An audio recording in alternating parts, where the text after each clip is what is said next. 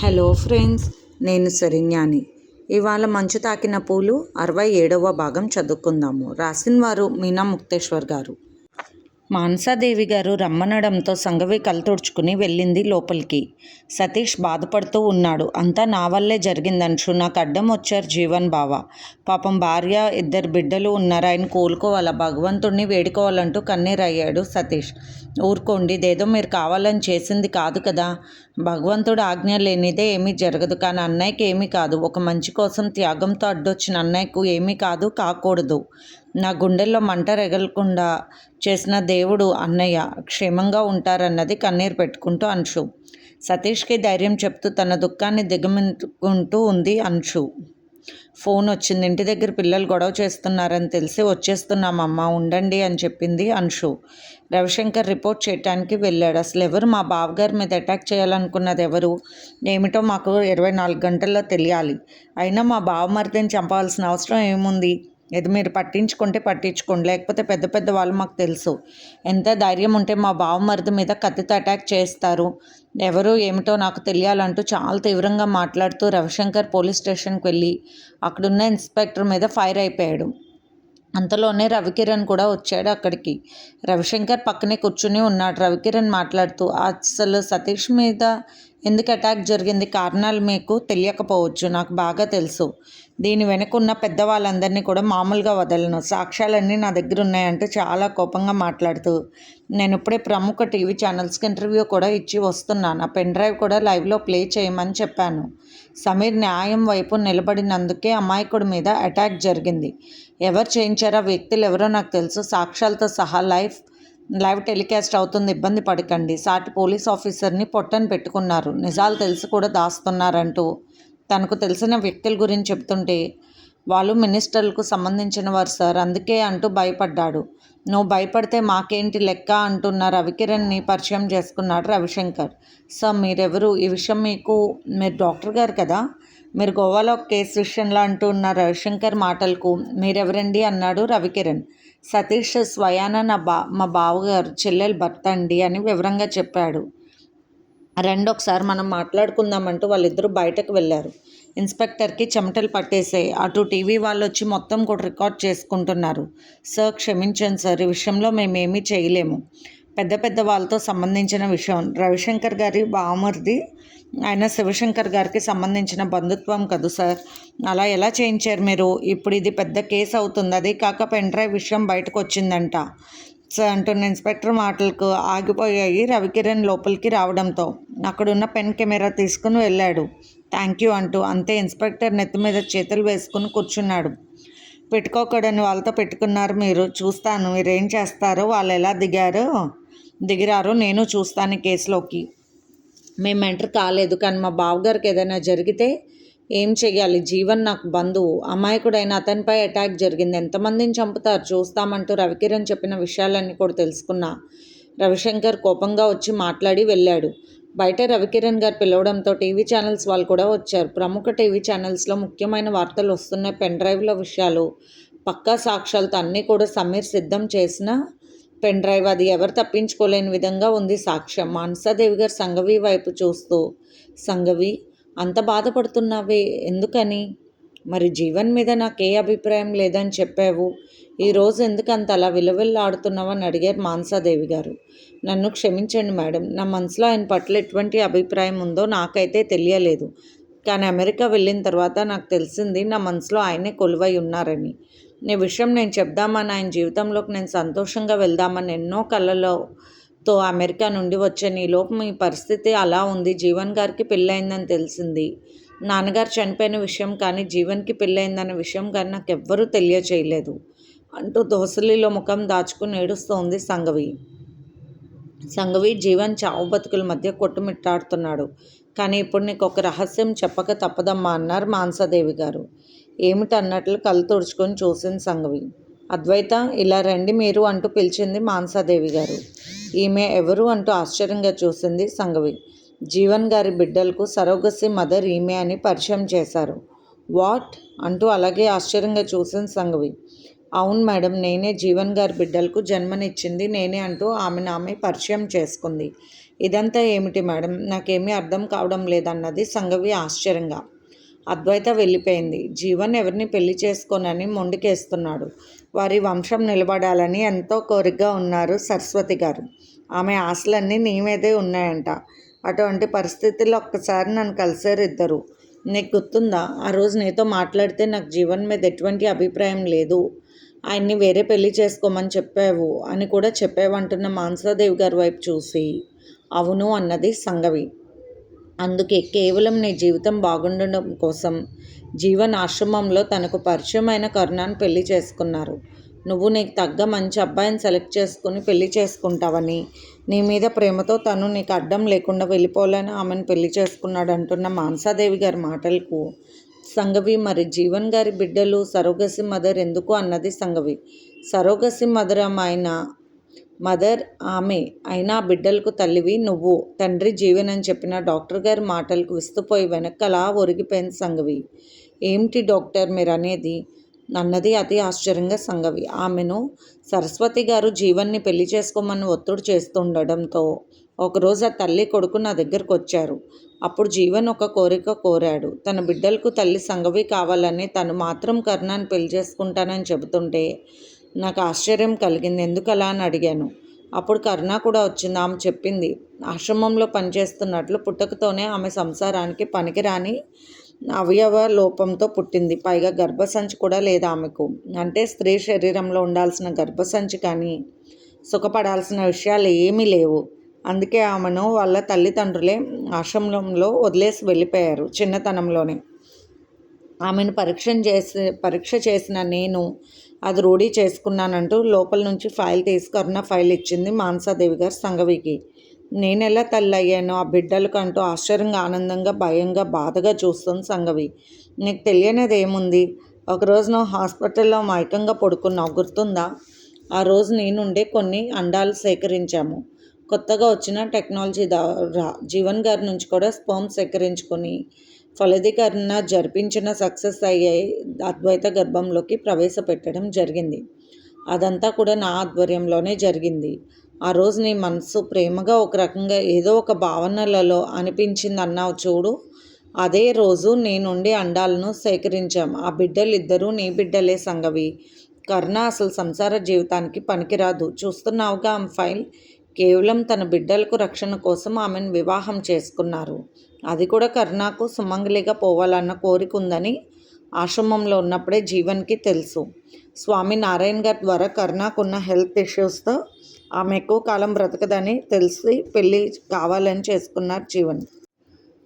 అదంతా కేవలం నువ్వు వేరొకరిని నీకు తగ్గవారిని వివాహం చేసుకుంటావని చేశారు జీవన్ ఇప్పుడున్న పరిస్థితుల్లో కూడా ఈ నిజం నేను చెప్పకపోతే నేను మనిషినే కాదు.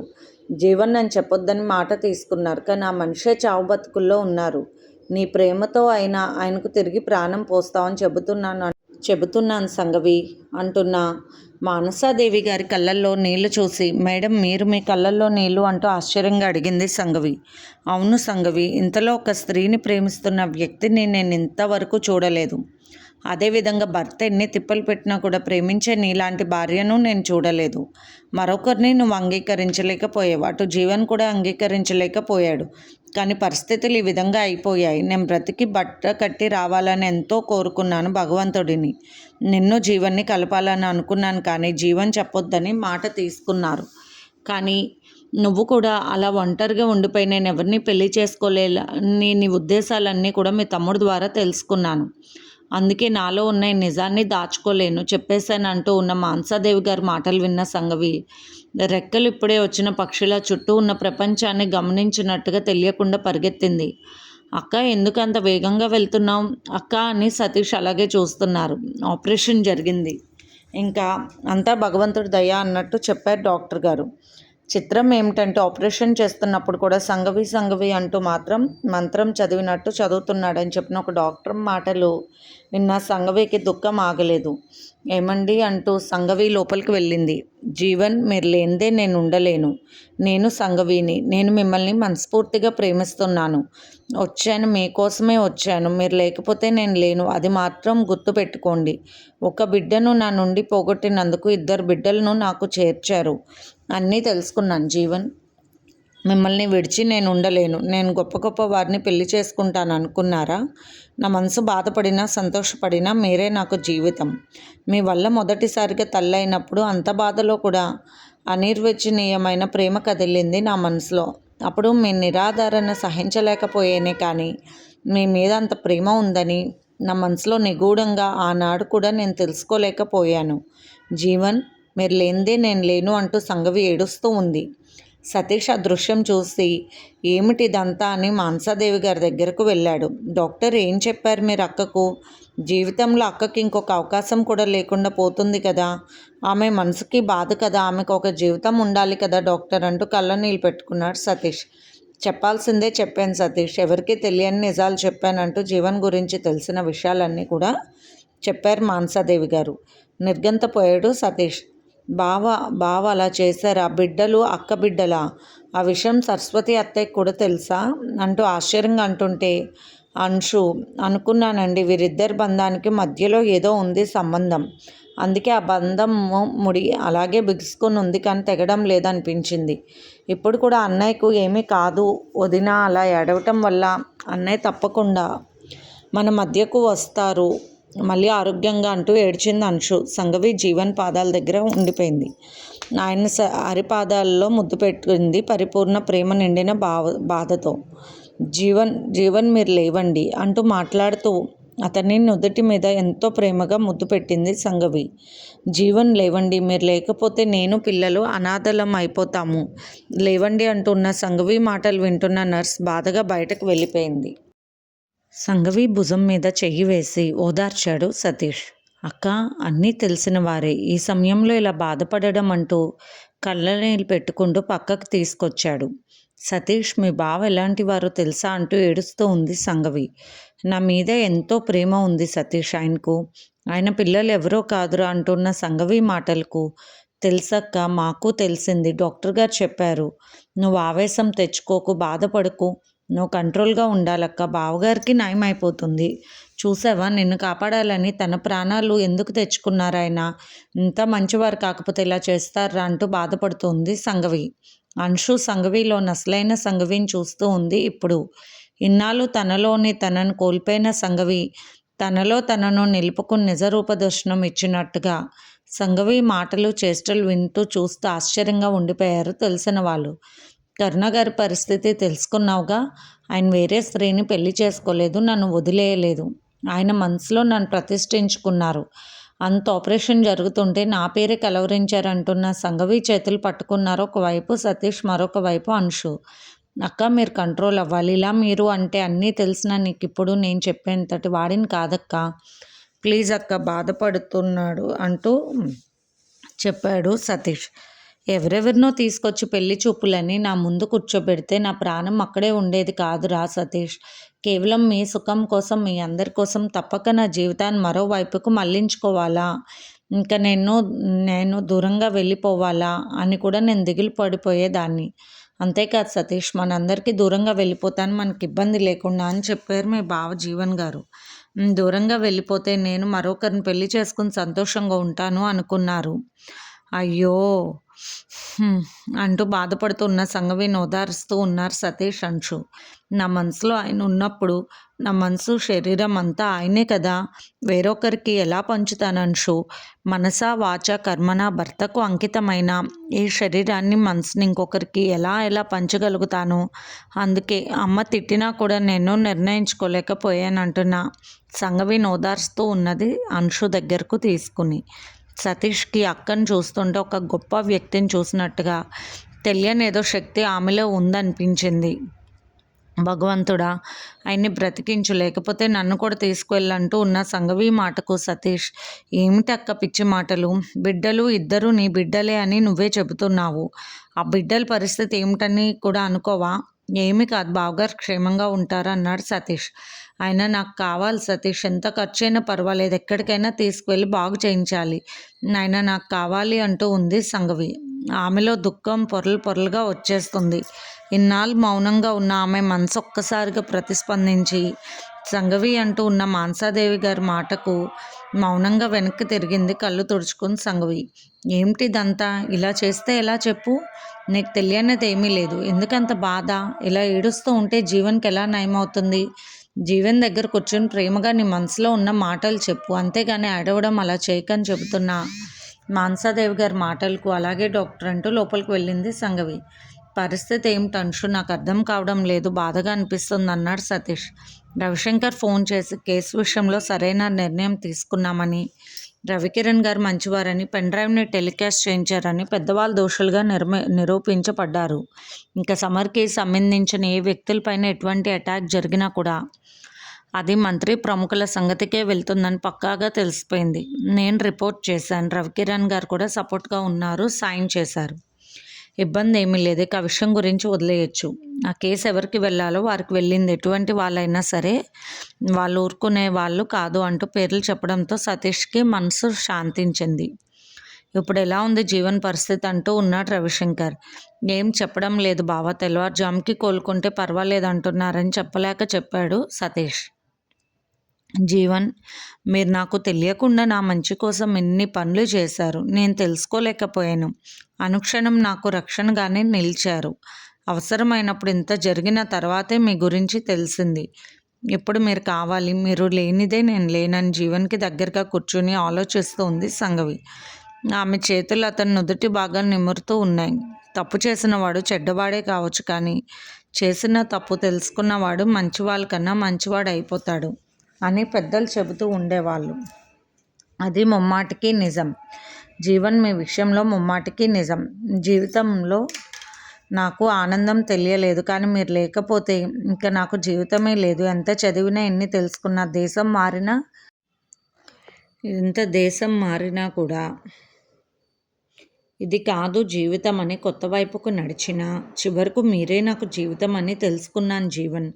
దయచేసి నా కోసం మీరు ఒక్క అవకాశం ఇవ్వండి అంటూ అతన్ని తల దగ్గర తన తల అంచుకొని చిన్నగా అంటూ రోధిస్తూ ఉన్నది సంగవి. వేరే ప్రముఖ డాక్టర్ గారు వచ్చారు, పరీక్ష చేశారు, వెంటనే మెడిసిన్ రాసి ఇచ్చారు. రవిశంకర్ గారు ఫోన్ చేయడంతో నేను ఎయిర్పోర్ట్కి వెళ్ళిన వాడిని కూడా తిరిగి వచ్చానని మానసాదేవి గారికి చెబుతుంటే, ఓకే సార్, మీరు మా హాస్పిటల్కి రావడం అని మానసాదేవి గారు నమస్కరించారు ఆయనకు. మీరు ఆయన మిస్సెస్ అంటూ పలకరించారు. అప్పటికి సంగవి స్పృహలోకి వచ్చినట్టుగా జీవన్ పక్కన అలాగే ఉన్నది పైకి లేచింది. సారీ సార్ అని చెబుతున్న సంగవి వైపు చూసి, తప్పకుండా ఇంజెక్షన్స్, ఈ మెడిసిన్స్ మారుద్దాం, మంచి రిజల్ట్ వస్తుందని నేను అనుకుంటున్నాను డాక్టర్ గారి వైపు చూసి నమస్కరించింది సంగవి. మానసాదేవి గారు చెబుతూ, తను కూడా అంటూ ఆమె గురించి చెప్తుంటే, ఓకే తెలిసింది. తన గురించి ఒక పత్రికలో చదివాను, రవికిరణ్ గారు పోస్ట్ చేశారు. చాలా గొప్పగా అనిపించింది. మానసిక రోగుల పట్ల మీ ఓర్పుతో కూడిన కొత్త వైద్య విధానం ఎంతోమందికి మీరు నయం చేశారు అన్న విషయం కూడా తెలుసు. చిన్నతనంలోనే మీరు పొందిన విజయం చాలా మంచి విషయం అంటూ మెచ్చుకున్న ఆయన నిరాడంబతకు ఆశ్చర్యంగా చూసింది సంగవి. అంతటి డాక్టర్ గారు ఆయన మనల్ని మెచ్చుకోవడం, ఎవ్వరూ మెచ్చుకున్నా ఇప్పుడు నాకు కావాల్సింది నా భర్త ప్రాణం తప్పితే మరేది కాదు. 1,000,000 మంది జనం వచ్చి నాకు గొప్ప డాక్టర్ అని సన్మానం చేస్తానన్నా కూడా నాడు నా మనసు స్పందించదు. నా మనసు ప్రాణం అన్నీ కూడా ఆయనే. జీవితంలో ఏదో సాధించాలనుకుంటారు ప్రతివారు, అనుకునే ఆలోచన అది. కానీ అది సాధిస్తున్న మానసికంగా లోటుగానే ఉంటూ ఉంటుంది. అదేమిటో తెలుసుకునేసరికి కొందరు ఆ ప్రేమ దక్కకుండా పోతుంది. అదృష్టవంతులకు మాత్రం ఆ ప్రేమ తన కోసం వస్తుందని ఆలోచిస్తూ ఉంది సంగవి. వెంటనే వచ్చిన మెడిసిన్తో ఆయన ట్రీట్మెంట్ చేశారు. ఇంజెక్షన్స్ ప్రత్యేకంగా చేశారు. సెలైన్లో వేరే ఇంజెక్షన్ చేసి వెంటనే మార్చారు. అక్కడ స్కానింగ్లో గమనిస్తూ ఉన్నారు. చూడండి, లోపల ఆ ప్లేస్లో బ్లీడ్ అవుతుంది కదా, ఇప్పుడు నేను ఈ వైపు ఇంజెక్షన్ చేస్తున్నాను, అది కంట్రోల్ అవుతుంది ఖచ్చితంగా అని చెప్పి ఇంజెక్షన్ చేశారు. ఆ ఇంజెక్షన్ చేస్తున్నప్పుడే అంటూ జీవన్లో ఒక రకమైన స్పందన వచ్చింది. వెరీ గుడ్ అంటూ అరగంట ఆగిన తర్వాత, ఇది నరానికి చేసేయండి చెప్పి, ఇంకే బాధ లేదు, మీరు దిగులు పడకండి సంగవి, మీరు ఏదో ఒకటి మాటలు చెబుతూ ఉండండి, డాక్టర్ గారు కాబట్టి ఆ ఇంజెక్షన్ కూడా మీరే చేయండి అంటూ నవ్వుతూ వెళ్ళిపోయారు సదాం గారు. ఆయనకు నమస్కరించుకుంది సంగవి. మానసాదేవి గారు సంగవి తలనిమురుతూ, అంతా బాగుంటుంది సంగవి, ఇబ్బంది పడకు అన్నారు. ఇంతలో అక్క, నీ ఫోన్కి కరుణ గారు చేస్తున్నారు ఫోన్ అంటూ ఇచ్చాడు సతీష్. హలో అన్నది సంగవి. ఆయన బయటకు వెళ్ళారు, మీ దగ్గరకు వస్తానన్నారు, పిల్లలు ఏడుస్తున్నారు. నాకు అంతగా హెల్త్ బాగోలేదు. మీకు తెలియని నిజాలు ఎన్నో ఉన్నాయి. అవే చెప్పాలనుకుంటున్నాం కానీ ప్రస్తుతానికి చెప్పలేను. ఆయన నన్ను అంటున్న కరుణ. అబ్బా అంటుంటే ఏమైంది కరుణ అన్నది సంగవి.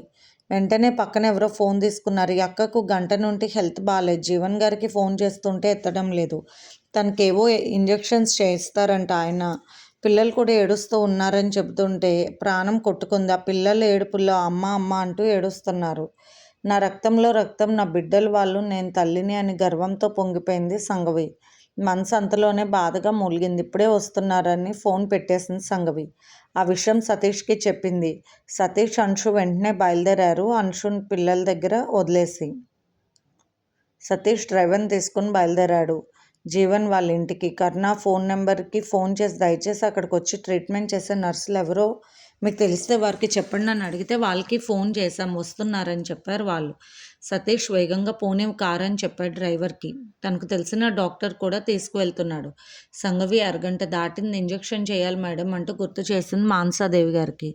నువ్వు చెయ్యొచ్చుగా సంగవి అని మానసాదేవి గారు అంటుంటే, నా వల్ల కాదు మేడం, నా భర్తకు నేను చేయలేని ఇంజెక్షన్ అంటున్న సంగవి వైపు చూసి ముచ్చట పడింది మానసాదేవి గారు. నిజమైన ప్రేమకు చాలా విలువ ఉంటుంది. దాని గురించి నాకు అస్సలు తెలియదు అనుకుంది మానసాదేవి గారు. మానసాదేవి గారు ఇంజెక్షన్ చేసింది. అబ్బా అంటున్న జీవన్ని నిమురుతూ ఉంది సంగవి. మీరే నా ప్రాణం, మీరే నా సర్వస్వం, మీరే నా జీవితం, మీరు లేని జీవితం నాకొద్దు.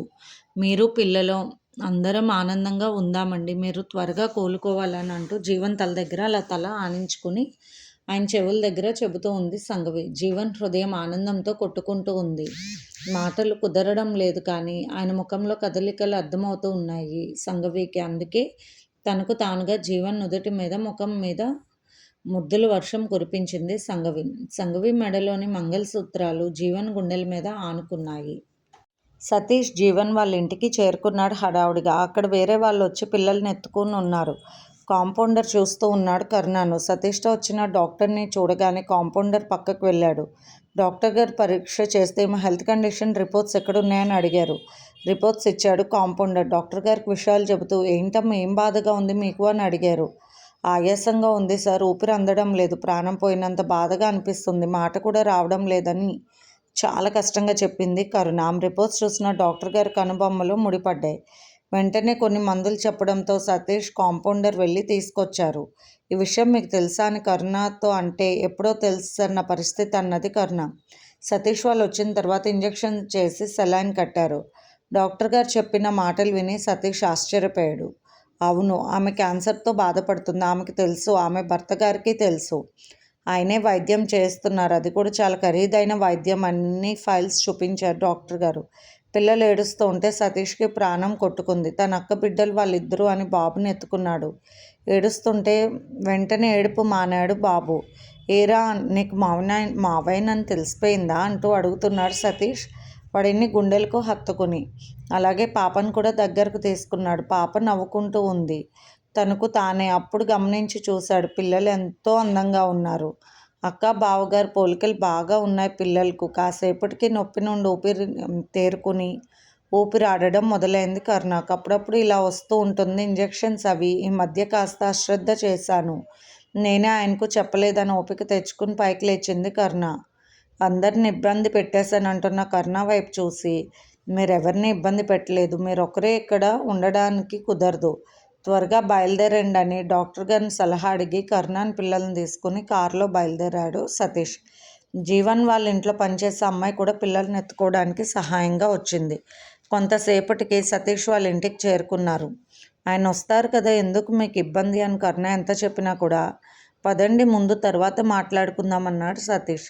ఇంటికి వెళ్ళిన తర్వాత పిల్లలను జాగ్రత్తగా ఎత్తుకుంది అంశు. తాయారమ్మ గారు బిడ్డలను చూసి ముచ్చట పడిపోయారు. నా సంగవి బిడ్డల్లా, జీవన్ సంగవి వాళ్ళ బిడ్డల్లా వీళ్ళు అసలు ఎవ్వరికీ తెలియదంటూ కోడలు చెప్పిన విషయాల వల్ల అన్నీ తెలుసుకున్న ఆమె ఎంతో విచిత్రంగా అనుకుంటూ ఎంతో ఆనందంగా ఉంది. కానీ జీవన్ పరిస్థితి చెప్పలేదు కరుణకు. తాయారమ్మ గారికి జ్వరం అని చెప్పారు. జీవన్ గారు ఫోన్ తీయడం లేదు, విషయం తెలియపరచండి అన్నది నీరసంగా కరుణ. మరేం పర్వాలేదు, జీవన్ బావకు జ్వరం ఉండడంతో హాస్పిటల్లో ఉన్నారు, ఇక్కడికే వస్తారు, అందుకే మిమ్మల్ని ఇక్కడికి తీసుకొచ్చాను అక్క అని చెప్పాడు సతీష్. కరుణకి భయం వేసింది.